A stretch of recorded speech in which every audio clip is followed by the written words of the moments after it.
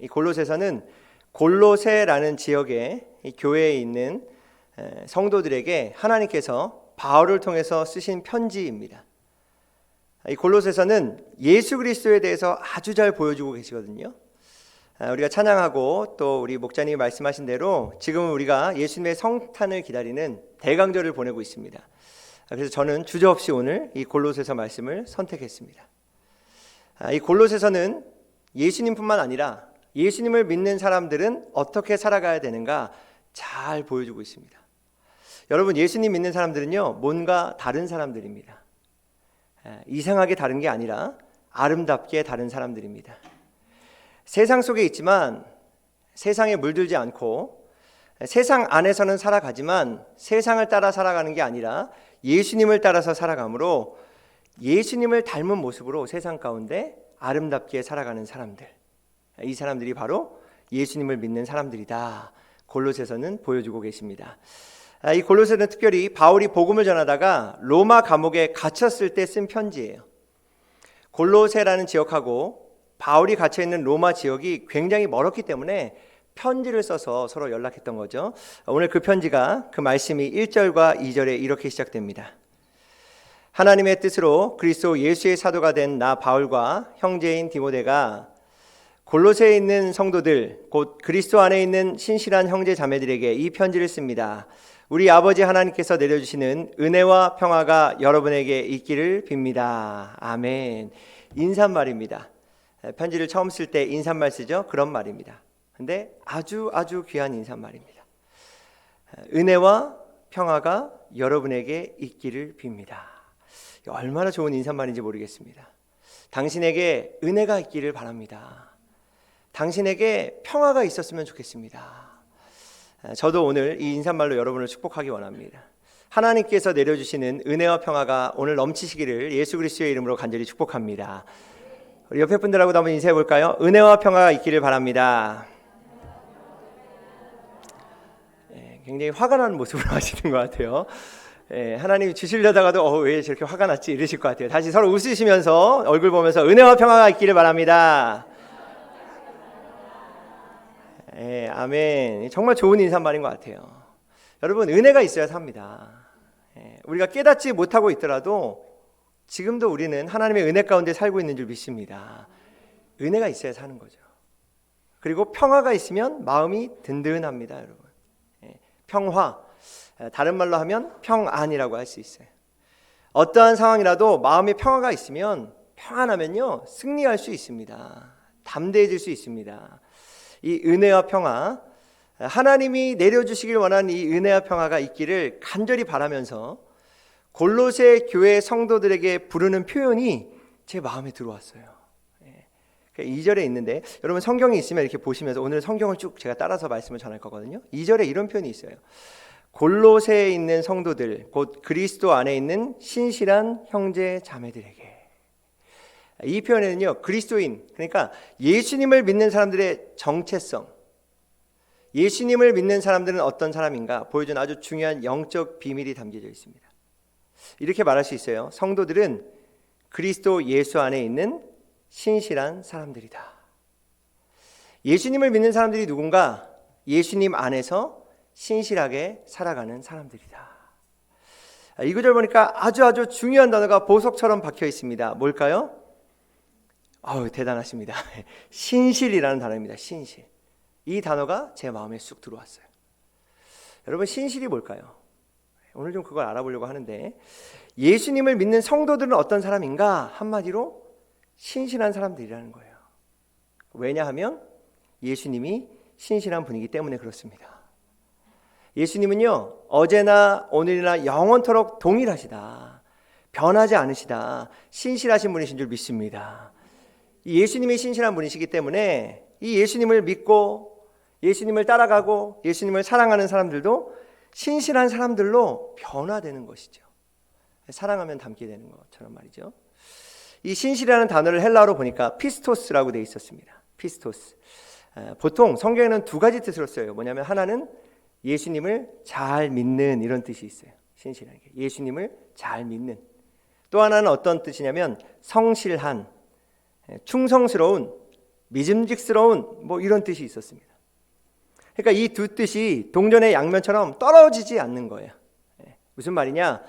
예수님을 잘 믿는 사람들은, 그런 성도들은 일상의 삶 속에서도 성실하게, 충성스럽게, 믿음직스럽게 살아간다는 것입니다.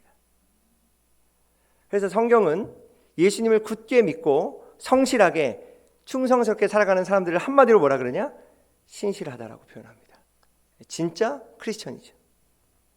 허풍 떨지 않고 매일매일 성실하게 살아가는 사람들. 작은 일을 맡아도 충성스럽게 해나가는 사람들.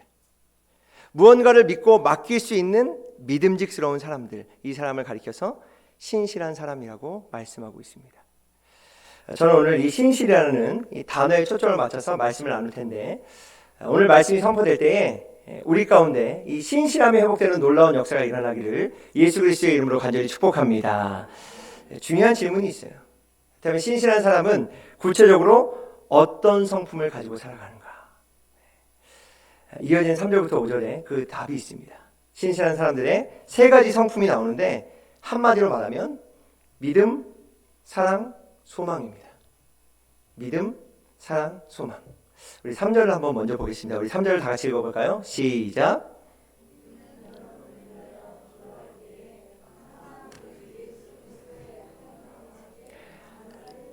아멘. 이 골로새 성도들을 신실한 사람들이라고 막 바울이 칭찬하면서 뭐라고 하냐면, 내가 여러분을 생각할 때, 기도할 때 감사가 넘칩니다, 이런 말을 하는 거예요.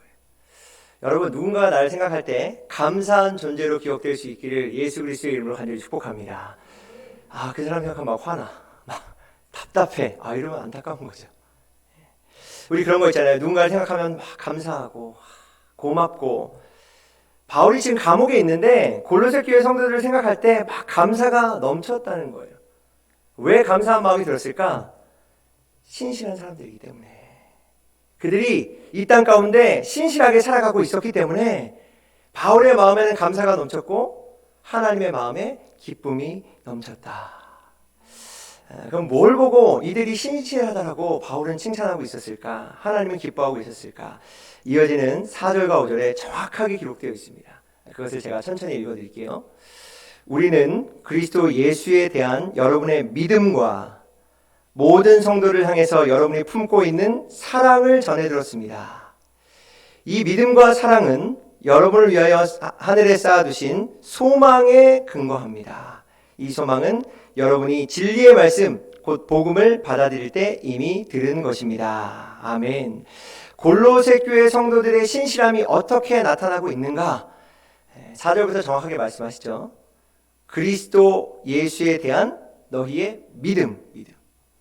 그리고 모든 성도를 향한 사랑. 5절에 보니까 하늘에 쌓아두신 소망. 그러니까 골로새 성도들은요, 믿음이 있었고 사랑이 넘쳤고 소망을 가지고 살아갔기 때문에 그 모습을 보고 하나님도 기뻐하셨고 신실하다 칭찬하셨다라고 오늘 말씀하고 계십니다. 근데 순서가 중요하거든요. 믿음, 사랑, 소망, 이 순서로 되어 있어요. 믿음, 사랑, 소망. 여러분 고린도전서 13장 말씀을 기억하십니까? 믿음, 소망, 사랑. 그 중에 제일은 사랑이다, 이렇게 말씀하시잖아요. 이 말씀이 너무나 익숙해서 어떤 분들은 오늘 본문이 좀 잘못된 거 아닌가? 이상하다? 이렇게 생각할 수도 있습니다. 그런데 믿음, 사랑, 소망, 이 순서는 굉장한 영적인 비밀이 담겨 있습니다.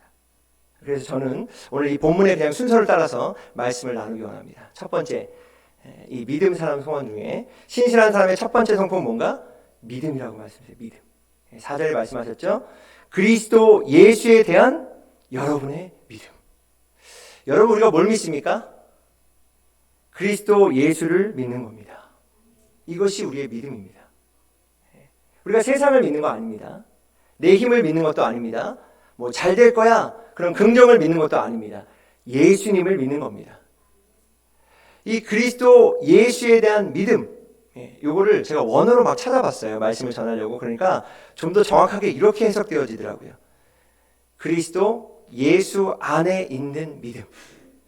믿음이 뭔가 도대체? 믿음은 그리스도 예수님 안에 있는 것입니다. 다시 말하면 예수님께 딱 달라붙어 있는 것, 그것을 성경에서는 믿음이라고 말씀합니다. 주님 안에 주님께 딱 붙어 있을 때, 그때 믿음으로 살아갈 때 어떤 일이 일어나는가? 생명력이 있는 교제가 일어나요. 어떻게 되는가? 주님 것이 내 것이 됩니다. 내 것이 주님 것이 됩니다. 주님의 꿈이 내 꿈이 돼요.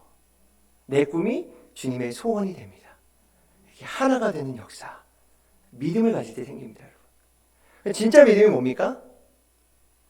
진짜 믿음은 이해될 수 없는 일이 일어날 때에도 그분을 의심하지 않는 게 진짜 믿음이에요.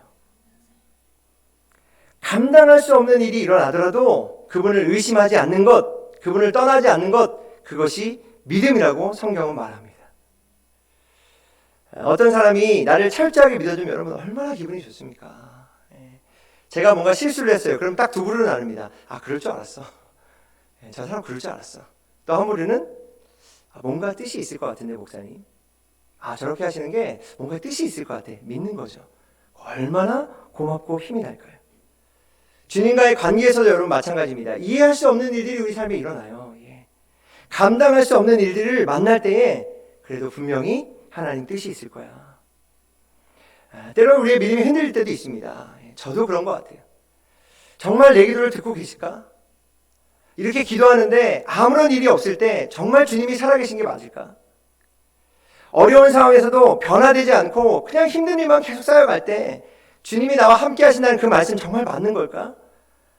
근데 여러분, 그때에도 분명히 합력해서 선을 이루어 가실 거야. 그렇게 믿는 것, 그게 믿음이죠. 여러분, 좋을 때는 와, 예수님 정말 나를 사랑하시는 것 같아. 와, 세상에 막 나한테만 예수님이 집중하고 있는 것 같아. 아무도 안 보여, 막 나. 이러다가 안 좋은 일 하나 딱 생기면 사랑이고 뭐가 없어요. 그냥 뭐 그분이 계신 거야? 안 계신 거야? 그분이 기도 듣고 있는 거야? 이거 믿음 아닙니다, 여러분. 이거 신실한 거 아닙니다. 어떤 경우에도 예수님을 놓치지 않는 것, 어떠한 상황에도 예수님 안에 머물러 있고 예수님께 붙어 있는 것, 그것을 믿음이라 말씀하시고, 이 믿음이 신실한 사람의 첫 번째 성품입니다. 이 믿음을 가지면 주님과 내가 하나 된다고 했죠. 그럼 주님 것이 내 안에 막 흐르기 시작합니다, 여러분. 믿음을 가질 때 처음으로. 그럼 막 흘러요, 주님께. 그래서 막 흘러나가기 시작하는데 첫 번째 흐르는 게 뭘까요? 그게 사랑이에요, 사랑. 왜 그렇습니까? 하나님이 사랑이시기 때문에. 그 주님을 믿으면 내 안에 막 예수님의 좋은 것들이 막 흘러 넘치는데 가장 먼저 흐르기 시작한 게 뭐냐? 사랑이 막 흘러가기 시작해요. 그게 바로 신실한 사람의 두 번째 성품, 사랑입니다. 사랑. 제 말이 아니고 오늘 4절에 이렇게 말씀합니다. 모든 성도를 향해서 여러분이 품고 있는 사랑. 여러분, 사랑이 뭘까요? 사랑이 무엇이냐고 물으신다면, 웃으시면 이제 연식이 좀 나오시는 겁니다. 우리 청년들은 전혀 모르는데 눈물의 씨앗이라 말하겠어요. 굉장히 영적인 곡이죠. 성령 충만한 곡인데 또 맞는 것 같아요. 근데 하나님 말씀하신 사랑은 뭔가 오래 참는 겁니다. 사랑은 오래 참는 거예요. 얼만큼 오래 참는가? 그냥 오래 참는 겁니다. 얼마나 더 오래 참아야 돼요? 그냥 오래 참는 겁니다. 왜 그런가? 오늘 말씀이 그래요. 사랑은 오래 참고, 사랑은 온유하고, 시기하지 않고, 자랑하지 않고, 교만하지 않고, 무례하게 대하지 않고, 자기의 유익만 구하지 않고, 성도 내지 않고, 악한 것 생각하지 않고, 불의한 것 기뻐하지 않고, 모든 것을 참는 것. 또 나오죠. 모든 것을 믿어주고 모든 것을 견디는 것, 이것이 사랑이다. 그러니까 한마디로 요약하면 저는 이렇게 얘기하고 싶어요. 사랑은요, 잘 해주는 겁니다, 여러분. 상대방에게 잘 대해주는 거예요. 저는 우리 모두에게 이 사랑이 넘치기를 예수 그리스도의 이름으로 간절히 축복합니다.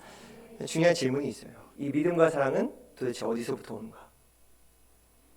이 믿음과 사랑은 어디로부터 흘러나오는가? 믿어야지, 믿습니다. 그럼 믿음이 생깁니까? 아니에요. 사랑해야지, 그런다고 사랑이 생기는가? 오늘 본문은 믿음과 사랑은 소망으로부터 온다라고 말씀하세요. 소망으로. 그래서 신실한 사람의 세 번째 성품이 소망입니다. 소망. 아주 정확하게 말씀하세요. 5절이죠. 이 믿음과 사랑은 여러분을 위하여 하늘에 쌓아두신 소망에 근거합니다. 아멘. 말씀에 정말 답이 있지 않습니까, 여러분? 근거한다는 게 뭘까요? 근거한다. 어려운 말인 것 같은데 쉽게 말하면 거기로부터 시작된다는 거예요. 도대체 믿음과 사랑은 어디로부터 시작되는가? 소망으로부터 시작된다는 거예요. 어떤 소망일까요? 하늘에 쌓아둔 소망, 하늘에 쌓아둔 소망, 하늘 소망. 그러니까 이 땅이 전부가 아니라 우리가 반드시 천국에 가서 예수님을 만날 것이고, 우리의 인생은 이 땅으로 다 끝나는 게 아니라 언젠가 하늘에 가서 이 땅의 이야기를 하게 될 것이고, 이 땅의 삶을 계산하고 정리할 순간이 있다는 그 하늘에 대한 소망이 있을 때 이 땅을 믿음으로 사랑으로 살아갈 수 있습니다. 여러분, 천국 가면 하나님께서 이 땅에서 신실하게 살아간 사람들을 분명히 칭찬하실 줄 믿습니다. 저는 이 칭찬을 받고 싶어요. 사람들이 좀 몰라줘도 뭐 괜찮아요. 근데 이 예수님의 칭찬만큼은 놓치고 싶지 않습니다. 언젠가 우리가 주님을 만날 겁니다. 그때 주님 뭐 넓은 집 그런 것도 저 사모하는데, 그것보다도 확실한 거 그냥 예수님 만나면 좋을 거예요. 저희가 얼굴과 얼굴을 맞대고 이야기할 거예요. 이 소망이 있을 때 이 땅 가운데 믿음과 사랑으로 살아갈 수 있다.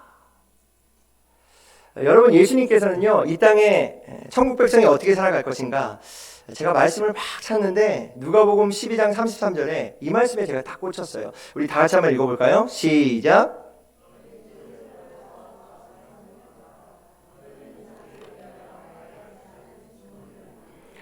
하늘에다가 없어지지 않는 재물을 쌓아두어라. 거기에는 도둑이나 좀의 피해가 없다. 아멘. 무슨 말씀입니까?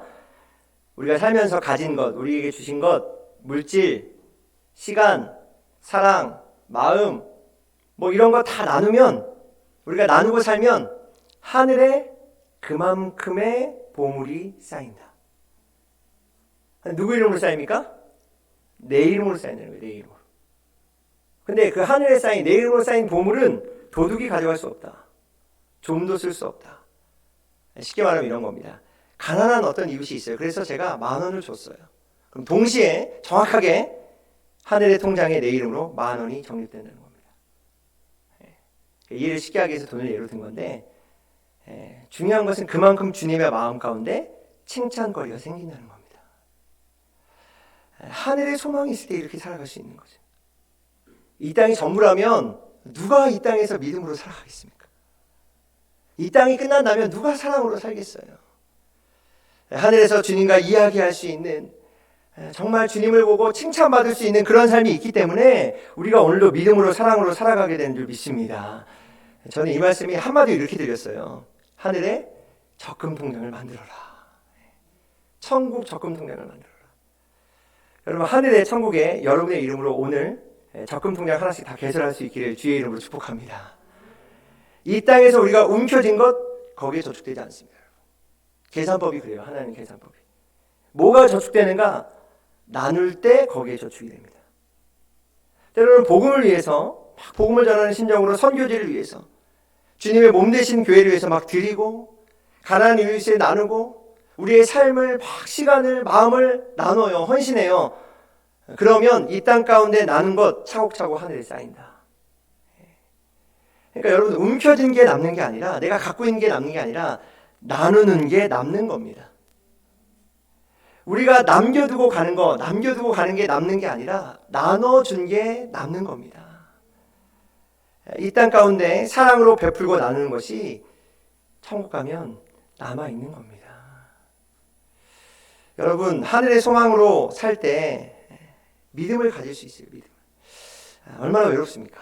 요즘 얼마나 눈물 날 일이 많아요. 그렇지만 한 걸음 한 걸음 또 믿음으로, 아무도 알아주지 않을지라도 또 사랑으로 걸어갈 때 주님께서 그날에 반드시 우리를 꽉 안아주실 줄 믿습니다. 고맙다, 그리고 수고 많았다, 잘했다 말씀해 주실 줄 믿습니다. 여러분, 주님은 다 기억하시더라고요. 제가 지금까지 살아오면서 경험한 주님이 그렇습니다. 다 기억하시더라고요. 사람들은 몰라도 내가 홀로 어두운 방에서 혼자 엎드려서 드린 그 기도, 어두운 성전에 와서 혼자 엎드려서 흘린 눈물 다 기억하시더라고요. 정말 나도 어렵고 힘든데, 나도 하기 싫은데, 그렇지만 나누고 섬긴 것 다 기억하시더라고요. 죄는 성경에 보니까 기억하지 않으신대요. 죄는 우리가 회개하면 다 씻어주시고 다 잊어버리신대요. 근데 예수님 때문에 우리가 믿음으로 살아가고, 예수님 때문에 사랑으로 나누고 한 것들 다 기억하신다. 기억하실 뿐만 아니라 하늘에 차곡차곡 다 통장에 넣어두신다. 흔들리지 않고 굳게 믿고 사랑으로 살아가는 것은 바로 이 소망으로부터 시작된다는 겁니다. 이 하늘 소망. 그럼 더 중요한 질문이 있어요. 이 소망은 어떻게 가질 수 있습니까? 이제 올라가서 이 천국 소망은 어디에서 나타날 수 있는가? 말씀에 정확한 답이 또 있어요. 5절 끝에 이런 말씀이 있습니다. 이 소망은 여러분이 진리의 말씀, 곧 복음을 받아들일 때 이미 들은 것입니다. 아멘. 말씀이 진짜 정확하더라고요. 답이 다 있어요. 소망이 어디서부터 시작되는가? 말씀으로부터 시작된다는 거예요. 말씀. 말씀을 들을 때 말씀을 통해서 우리 가운데 소망이 솟아난대요. 여러분 혼자 앉아 있어서 혼자 그냥 돛 닦고 있다고 소망이 생기는 건 아닙니다. 기독교는요 돛 닦는 종교가 아닙니다. 뭐 깊이 생각하고 막 비워낸다고 소망이 생기는 거 아닙니다. 하나님의 법칙은 비움에 있지 않더라고요. 항상 채움에 있습니다. 채움. 바로 말씀을 채울 때, 말씀을 들을 때 소망이 생겨난다. 오늘 말씀하고 계신 줄 믿습니다. 사모합니다. 오늘 이 말씀을 들을 때 여러분 가슴 가운데 잃어버렸던, 절망하고 계셨던 그 소망이 샘솟듯 일어나기를 예수 그리스도의 이름으로 간절히 축복합니다. 요즘 세상 소식, 세상 메시지 들으면요 절망할 수밖에 없더라고요. 근데 하나님 말씀 들으면 소망이 생깁니다. 살아납니다. 그게 시편 107편 20절에 나오는 말씀입니다. 우리 다 같이 한번 읽어볼까요? 시작.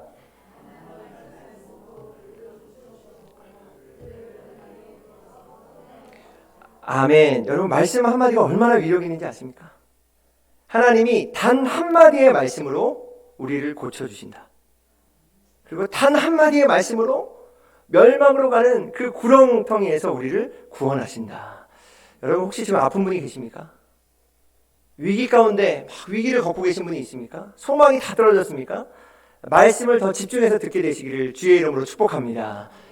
반드시 우리 삶에 소망이 넘쳐나게 될 줄 믿습니다. 말씀을 들을 때 소망이 생겨나는 거예요. 그래서 이 말씀을 6절에 이렇게 정리해서 그냥 한 구절에 탁 또 말씀해 주시는 거예요. 얼마나 중요한지. 오늘 본문 6절인데요. 이것은 그냥 비밀처럼 얘기해드리면 제가 이번 연도에 받았던 말씀이기도 합니다. 이 6절 말씀이 저도 잊고 살았습니다. 창피하지만 근데 이거 어디서 본 말씀인데 찾아보니까 제가 이번 연도에 받았던 말씀이더라고요. 다 같이 한번 읽어보겠습니다. 시작.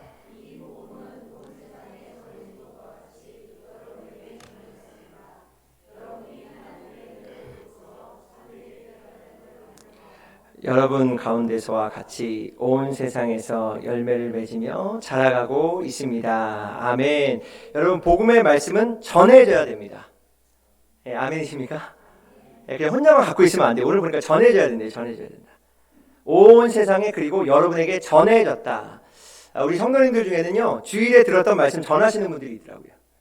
제가 새로운 사람 이렇게 강의하다 보니까 VIP 분들, 모금분들에게 목사님 3분 메시지 전하시는 분들이 있더라고요. 그거 잘 하시는 겁니다. 복음은 전해져야 됩니다. 근데 기억해야 되는 건 나에게 먼저 전해져야 돼요. 여러분. 내가 먼저 하나님의 말씀을 들어야 합니다. 그리고 들은 그 말씀이 나를 통해서 전해져야 됩니다. 그렇게 전해지면 어떻게 됩니까? 오늘 정확하게 말씀하신 게 여러분이 하나님의 은혜를 듣고서 참되게 깨달은 그날로부터 말씀이 전해지면 내가 말씀을 듣고 나를 통해서 누군가 말씀이 전해지면 하나님의 은혜가 깨달아진대요. 이런 일이 반드시 있대요. 여러분. 끊임없이 말씀을 전하십시오. 여러분. 깨닫게 되고 결국엔 어떻게 됩니까? 여러분 가운데서와 같이 온 세상에서 열매를 맺으며 자라고 있습니다. 아멘. 반드시 열매 맺게 하시고 자라가게 하신다. 이 구절을 정리하면 깔끔하게 이렇게 됩니다. 말씀을 듣는 겁니다. 그럼 은혜가 깨달아지고 우리 마음에 막 소망이 생깁니다. 그래서 이 땅 가운데 믿음과 사랑으로 열매 맺고 살아가게 됩니다. 이게 성경의 순서예요. 우리 한번 해볼까요? 말씀을 듣다. 먼저 들어야 돼요. 그러면 소망이 생기죠. 소망이 생기다. 이제 막 소망이 생기면 믿음과 사랑으로 살아가다. 아멘이십니까?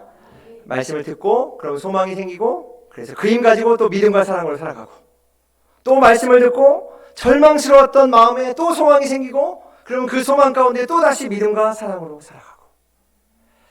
이런 사람이 어떤 사람일까요? 바로 신실한 사람입니다. 진짜 크리스천, 이런 사람. 이런 사람이 우리 모두가 되기를 예수님의 이름으로 축복합니다. 여러분, 이런 사람이 있을까요? 있을 거라고 생각하세요? 누굴까요? 오늘 본문에 나옵니다. 그 사람이 바로 7절과 8절에 나오는 그 사람인데, 바로 에바브라라는 사람입니다. 7절과 8절을 제가 한 번에 이어서 읽어드리겠습니다. 여러분은 하나님의 은혜로 우리와 함께 종이 된 사랑하는 에바브라에게서 배웠습니다.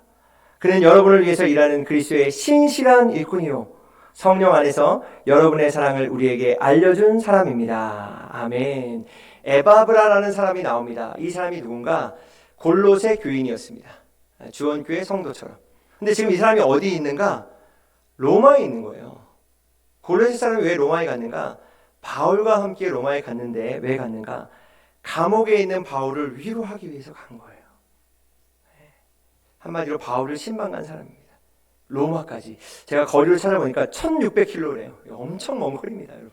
근데 이 거리를 한 걸음에 바울을 위로하기 위해서 간 에바브라. 에바브라를 오늘 성경에 보니까 한마디로 뭐라고 하십니까? 그리스도의 신실한 일꾼이다. 얼마나 좋은 칭찬입니까? 한마디로 에바브라는 그리스도의 신실한 일꾼이야. 이 구절에서는 이렇게 한마디로 소개하는데, 이 사람이 도대체 어떤 사람인가 제가 궁금했어요. 에바브라. 역사책을 제가 찾지 않고 오늘 본문 골로새서를 그냥 쭉 봤습니다. 근데 이 사람에 대해서 더 자세하게 설명해 놓았더라고요. 그게 골로새서 4장 12절과 13절이었습니다. 제가 읽어드리겠습니다. 여러분의 동양인이요 그리스도 예수의 종인 에바브라가 여러분에게 문안합니다. 그는 여러분이 완전하게 되고 하나님의 모든 뜻에 확신을 가지고 서기를 기도하면서 늘 여러분을 위하여 애쓰고 있습니다. 나는 그가 여러분을 위하여 그리고 라오디게아와 히에라볼리에 있는 사람들을 위하여 수고를 많이 하고 있음을 증언합니다. 아멘. 에바브라가 어떤 사람인가? 한마디로 신실한 사람이었습니다. 믿음과 사랑과 소망으로 사는 사람인데, 요 4장 12절과 13절에 보니까 구체적으로 이런 사람이라고요. 제가 보니까 첫 번째 에바브라는 따뜻한 사람이었어요. 사랑이 넘치더라고요, 이 사람은. 왜? 아까 말씀드린 대로 먼 로마까지 얼마나 바울이 외로울까 찾아간 거예요. 그리고 그 감옥에 힘든 바울에게 오늘 말씀을 보니까 로마 교인들의 마음을 전달해줘요. 사랑을 전해줘요. 어떤 사람은 꼭 전해도 나쁜 소식만 전하는 사람이 있습니다. 얄밉죠? 근데 그런 사람이 아니고 에바브라는 골로새 교인들이 지금 당신을 위해서 기도하고 있어요. 힘내세요.